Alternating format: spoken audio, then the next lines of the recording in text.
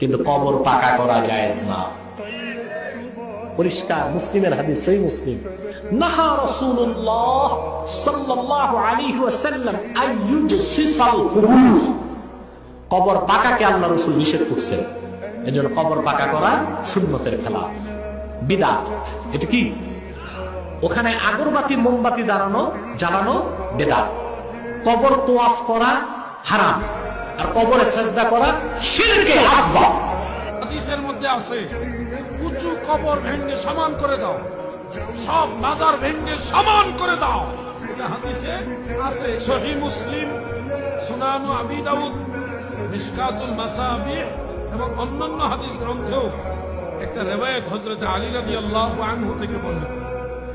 তিনি একজন তাবেঈকে বলছেন, আমাকে আল্লাহ রাসূল সাল্লাল্লাহু আলাইহি সাল্লাম যেই কাজ করার জন্য আদেশ দিয়েছিলেন, আমি তোমাকে সেই কাজ করার জন্য আদেশ দিচ্ছি যে মূর্তি পেলে ভেঙ্গে চুরমার করে দিবে, আর উঁচু কবর পেলে সেটা ভেঙ্গে সমান করে দিবে। মানে উঁচু কবর ভেঙ্গে সমান করার আদেশ আল্লাহ রাসূল সাল্লাল্লাহু আলাইহি সাল্লাম দিয়েছেন। এটা সহিহ হাদিস।